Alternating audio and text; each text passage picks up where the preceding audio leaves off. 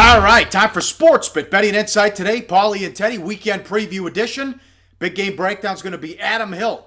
UFC 200 preview and picks. Covers MMA for the Las Vegas Review-Journal. Detroit Lions preview today. Plus, play of the day will sneak in the Cubs and the Pirates as well. 3 games left until the All-Star break.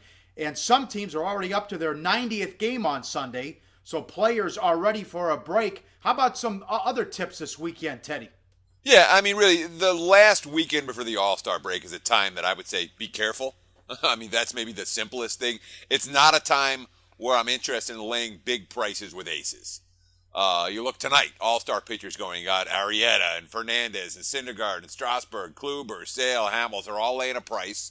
And guess what? They all face a distraction, as well as the guys going on Saturday.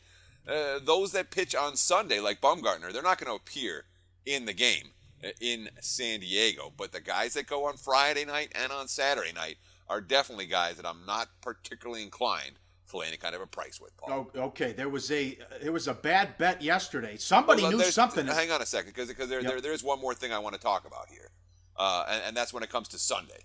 You know, the lineups for the last day before the All-Star break. You talked about how many teams are up to their 90th game on Sunday. Yeah. What you see that last day, a lot of patchwork lineups, a lot of reserves getting in, and a lot of starters getting an extra day of rest. So what happens? Everybody's allowed to cut loose in the bullpen. You know, even the ace closers can pitch on Sunday and still be ready for the All-Star game. So Sunday in particular is not a day that I'm looking to bet a lot of overs. Sunday, the day there's a good potential for it to cash some under tickets. Somebody knew something at Citi Field. Total was bet up from 7.5 to 9. That happens about once every 2 years, and it was bombs away. All night. But here, look at the tweet from ESPN Stats. 8 home runs tonight at Citi Field. That's the most at the ballpark since it opened in 2009. And, of course, Daniel Murphy hit his 5th home run versus the Mets already. He's got 15 dingers in 84 games last year. We all remember what he did in the postseason. Yeah. But during the regular season, he had just 14 dingers in 130 games. So he's developing into a nice weapon for the Nats. Not enough to get them past the Mets last night. But as you mentioned, I mean, it's one of those somebody knew something games where you don't see totals move from 7.5 to 9. I mean, it just doesn't happen. And the someone who knew something made a whole lot of money on that ball game. Yeah, and the Mets, their offense has been dead before that homestand where they had 22 home runs in 8 games. The under was a bad bet, a bad beat. The Seattle Mariners. Look at Paxton. He hardly threw any pitches through the first 7 innings. Yeah, Paxton goes 7 2/3 innings. Throws shutout ball for Seattle, but gives up a 2-run single with 2 outs in the 8th, and then he gets pulled after only 79 pitches. Now the Mariners still lead 3-2. And then Steve Cishek comes in the 9th, and Cishek, oh man, he's blown so many saves for so many different teams. First 2 batters is a double and a hit batsman, and it went downhill from there. The Royals, they needed that win. They lost 4 straight, 10 of their last 14. Yeah. Cishek now 5th blown save this year, and the 5th loss, not all in the same game. I don't know if there's anything more demoralizing, Pauly, for a team heading into the final weekend before the break than a blown save in a game where their starter pretty much dominated. This, to me, a red flag for Seattle this weekend. And they could be picking up a lot of ground on Texas as they keep losing. They're playing horrible baseball. All right, live odds, sportsbookreview.com. Let's sneak in the Cubs and the Pirates. Arrieta against Liriano. Cubbies on the road, $1.70, 7.5 the total. Cubs 8-1 head-to-head against the Pirates this year. They've outscored them by 40 runs. The Cubs have to travel after that long rain delay against Atlanta. It was pushed back almost 90 minutes yesterday. Arrieta's been only an average pitcher in his last 6 starts, but even in the one game he pitched well against Pittsburgh, he seems to own this club. Yeah, own this club. I mean, it's beyond owning them. Arrieta has double owned them, I guess we'll say, Paulie. Look at the last 6 games. He throws shutout against the Pirates, doesn't give up a run against the Pirates, wins the game. Everyone else, 2-3 with a 4.94. The last 2 seasons against Pittsburgh, 7-1 with an 0.89 ERA. Man. How about this ratio, Paulie? 71 strikeouts to 30 hits. That's impressive. But that being said, as we've talked about a couple times on SportsBit in recent weeks, Jake Arrieta is not pitching at the same form right now, not even close to where he's been. I'm not convinced that Arrieta is primed to have the same type of success against Pittsburgh as he's been having, especially with the Pirates hitting the ball pretty well of late. I mean, the Pirates got back into second place for one day.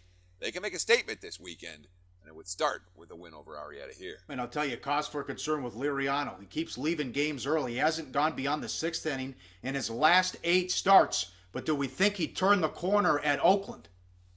Well, I mean, you look at the numbers over the course of the full season. Again, dead last in baseball, and not just dead last. He's dead last by a huge margin in walks per 9 innings out of the 99 pitchers with enough innings to qualify. But in the win over Oakland that you just referenced, only 1 walk in that game. That's the second time all season he's had just 1 walk or no walks in a game. You've got Cole on the DN. You got Talion on the DN. They really need Liriano to not just start pitching effectively, but also deeper into ball games. All right, very good there. Did you watch that surreal piece of theater yesterday, the Jon Jones press conference where he had to walk away after 3 questions and come back? Well, should we read the quote? I got to read the quote. Go ahead. All right, Jon Jones, quote, "They found something in one of my samples that I have no clue what it is. I don't even know how to pronounce it. Yeah. I've been taking the same supplements the majority of my career. I've been so outspoken about being against any type of performance enhancers. To this day, I'm extremely against performance enhancers. This whole thing sucks. Being labeled as someone who would cheat hurts more than anything else I've been through in my career." Here's my question for you, Pauly. Yeah. Jon Jones, is he lying or is he telling the truth? He's full of shit. Really? Absolutely. I will Why? never. Okay, it's the biggest fight of your life. In the month leading up to the fight, you don't know what you're putting in your body? You got to be kidding me. Either that, He's saying he knows exactly what he's putting in the body. He doesn't even know what is the supplement that he's been tested positive. The guy put cocaine in his system a month before a fight. He's full of shit. It'll never give an athlete the benefit of the doubt ever again after Bonds, McGuire, Sosa, Palmeiro, A-Rod, Braun, Armstrong. Look at Peyton Manning. I'm going to sue. Doesn't sue. Every suspension in the NFL, a guy blames the supplement. Name the supplement then and sue them. It's ridiculous what these guys are doing. You have to know everything that goes in your body and the people he surrounded himself with. If this is true, and I don't believe him for a second, then they should go too and be canned. If you're going to do, as Chael Sonnen said yesterday on ESPN, if you're going to do cocaine a month out, and this is the biggest fight of your life, you got to be kidding me. He's crying because he got caught, and he's going to be out for maybe 2 years. And he did it to himself and threw away his career. So how do you really feel, Paul? There it is. There it is. And he pissed away the main event. And now it's Lesnar and Hunt, which is a shame too. And that's a fault on Dana White and Fertitta. They put all their faith and confidence in Jones, and he screwed them again. So funny that Lesnar headlines UFC 100 and UFC 200, and it was supposed to be McGregor and Diaz to headline this card, but McGregor didn't want to do the press and all the interviews, so they took him off and moved it to 202. How about that? And we went back on this back and forth a couple months ago. That is the 22nd time the main event or the co-main event in the calendar year has been moved, switched, guy dropped out, whatever it may be. Their tough luck continues. We'll stay with the UFC up next. Adam Hill, UFC 200 preview and picks from the Las Vegas Review-Journal, and we'll get to the Detroit Lions on SportsBit. Betting Insight today.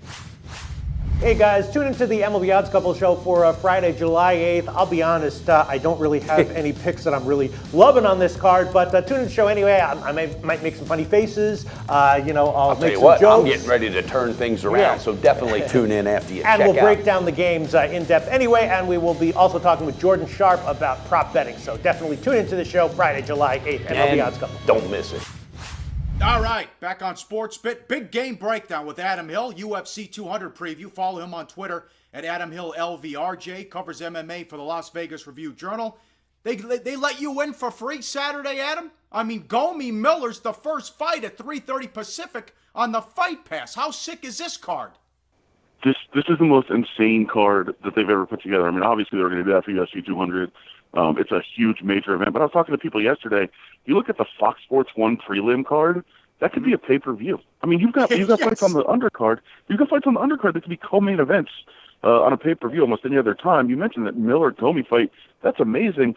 How about like Gegard Mousasi, who's one of the best middleweights in the world? He's on that prelim card as well. That's not even on television.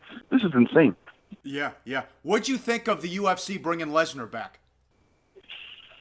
You know what? It's a guy. He's obviously a huge draw.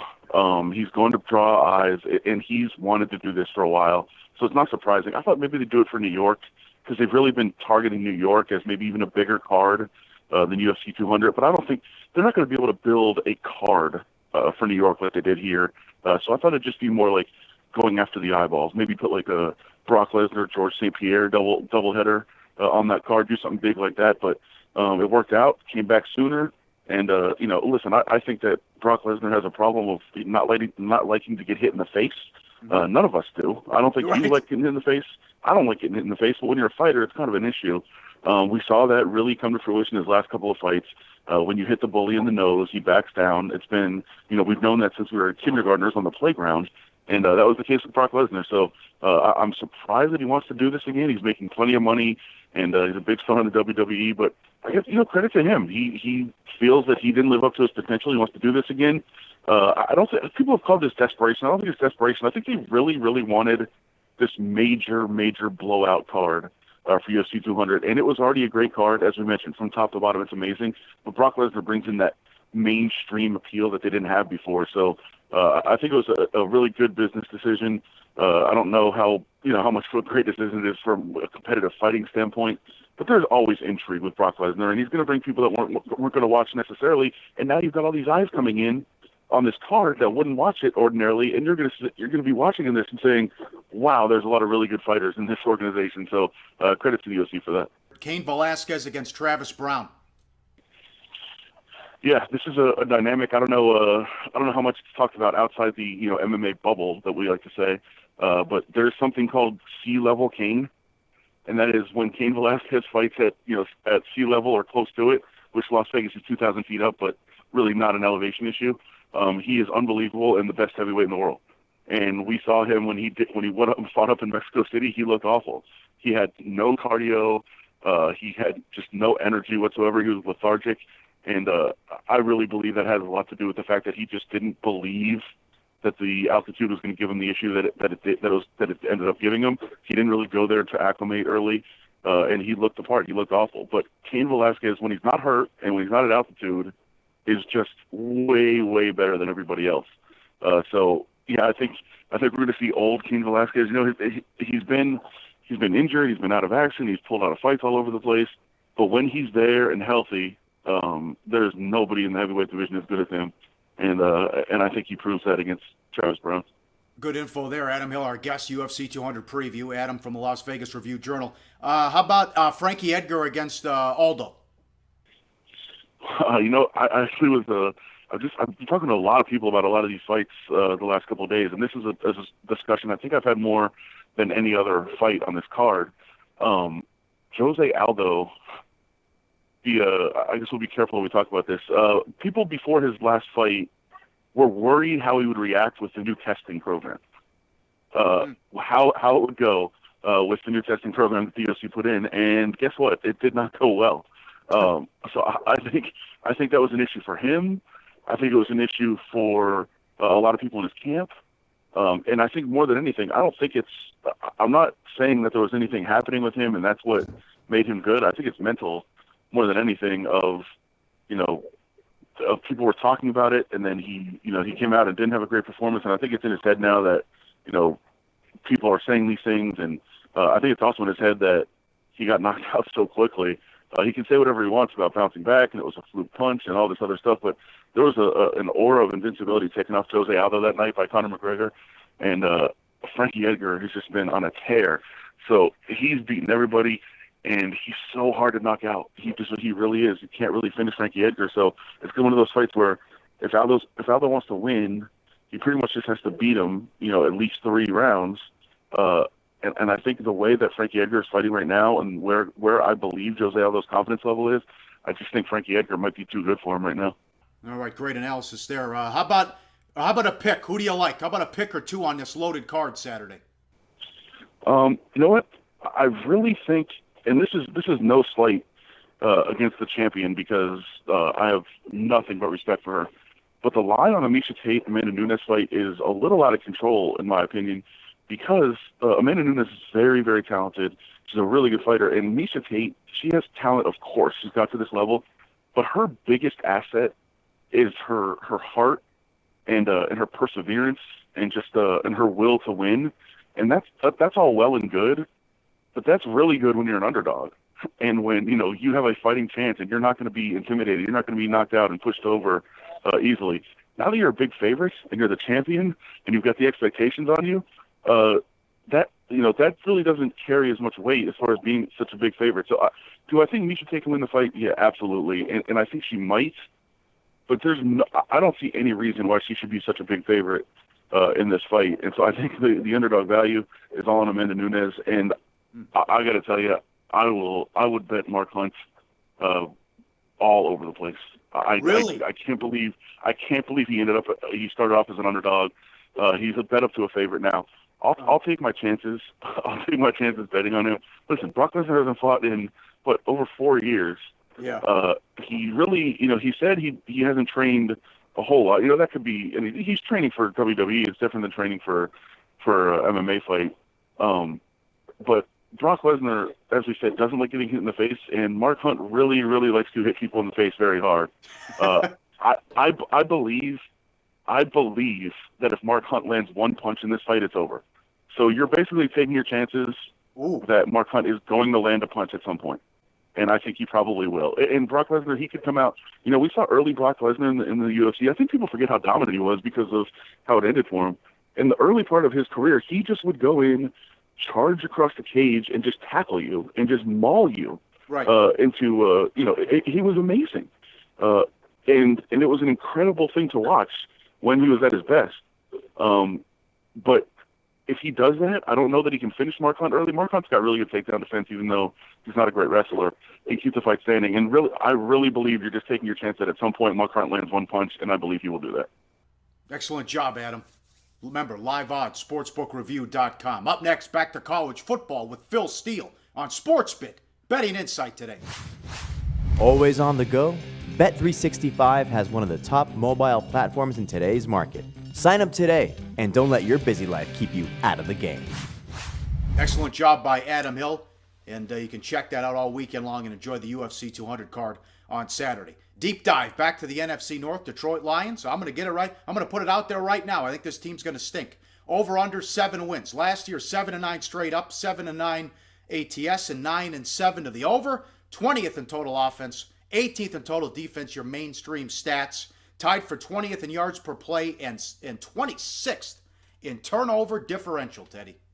Well, I like what the Lions did in the front office this past offseason. Let's start there. They have a new general manager, Bob Quinn. He came from the Patriots organization. He's been in New England since Belichick has been there, 16 years. And as soon as he came in, he's like, we're changing the culture here. He fired 3 of the league's longest tenured scouts as soon as he got there, fired 2 more after the draft. I think that is a positive move for Detroit. Now, of course, the biggest issue last year, this team couldn't run, and they couldn't stop the run. That's kind of a bad combo. Mm-hmm. Jim Caldwell comes back as a head coach. Defense coordinator Terrell Austin comes back as well. He's had 9 interviews for head coaching jobs the last 2 years. Didn't get any of them. And, of course, you remember Jim Bob Cooter, the offensive coordinator. They're all back. And I know that you don't like Jim Caldwell. I do. And this is why I like Jim Caldwell. Okay? The locker room loves him, period. No ifs, ands, or buts. They played their balls off for him last year and saved his job because they didn't quit after that 1-7 start. The big story, though, they lose one of the best wide receivers to ever play and arguably the best wide receiver in football as Megatron calls it quits. He retires, and what does that mean for Stafford now, who actually closed the season strong with some good numbers? He sure did. I mean, Stafford, the back half of the campaign, when Detroit went 6-2, he had 70% completions and a QB rating of 110. Now, 5 of those wins came against sub-500 foes, and the 6th win came when the Packers were injury-riddled and really going through a tough stretch. But he did finish the year with his best stats since 2011. And I know that he's got some very ugly numbers. 4-39 in his career against teams with a winning record. Ugly? You're being 1-21 kind. on the road. I know they're counting on Amir Abdullah at running back despite his fumble issues as a rookie. I know they're counting on Marvin Jones to be their number 1 receiver give him 5 years and $40 million to replace Calvin Johnson. Of course, there's a guy whose best season in Cincinnati was 65 catches, 816 yards, and 4 touchdowns. But they got Golden Tate, they got Eric Ebron, they have big shoes to fill. That being said, I like what they did in terms of improving in the trenches, Paulie. I really do. No hope for Stafford. He stinks. Bad mechanics, throws off his back foot, lazy, relies on the arm strength, gets him in trouble, and he loses Megatron. 4-39 in his, I got to repeat this, 4-39 in his career against teams with a winning record, 1-21 on the road. Come on. He finally got a win. They won at Lambeau last year. What do you think about what they did in the trenches? Well, yeah, let's talk about that because, and I love it when you're opinionated. You're going crazy tonight, Paul. You hate Jon Jones and you hate the Detroit Lions. But let's talk here, okay? The Lions have spent first-round picks on Riley Reid. They got Laken Tomlinson also in the first round, and neither guy's been great on that offensive line, although Tomlinson did show some promise as a rookie last year. But the first round this year, the tackle, Taylor Decker, the third rounder, Graham Glasgow, they could start. They signed offensive lineman Jeff Schwartz from the Giants.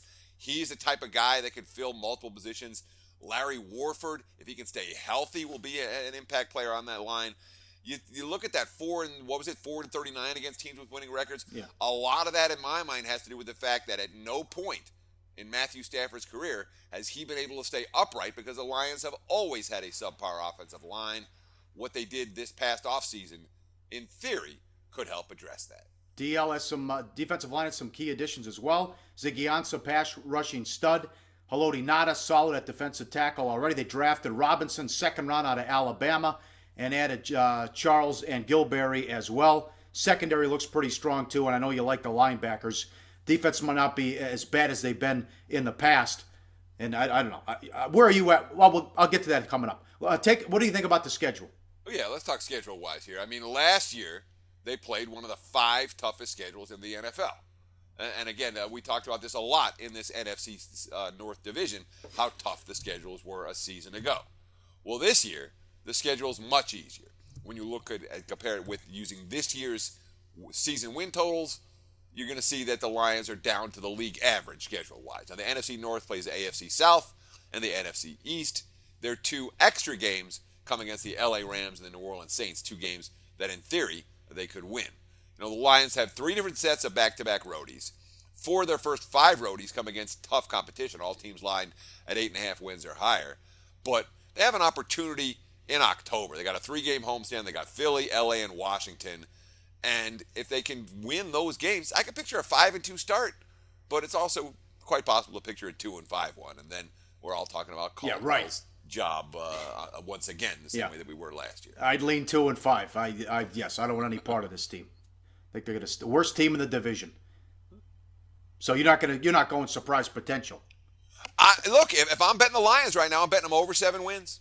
You know, I understand why you don't like Detroit, but there are a lot of things that I do like about Detroit, and the fact that the markets have completely devalued them now that with the absence of Calvin Johnson, I think that there's potential, and I like their defense. And when you have a good defense, you're live to win games, even with a mediocre offense. All right, Monday we preview the All-Star game, recap what happened on Sunday. We also talk about the Green Bay Packers.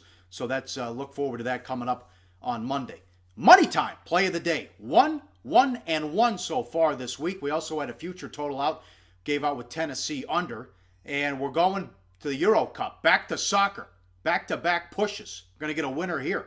Betting number 126265. France minus 220 to win the Euro Cup. They dominated Germany. They'll take out Portugal. That's to win it. Minus 220. France, the play of the day. Enjoy the UFC. We'll recap that as well coming up on Monday. Have a good weekend on SportsBet. Betting Insight today on SBRPicks.com.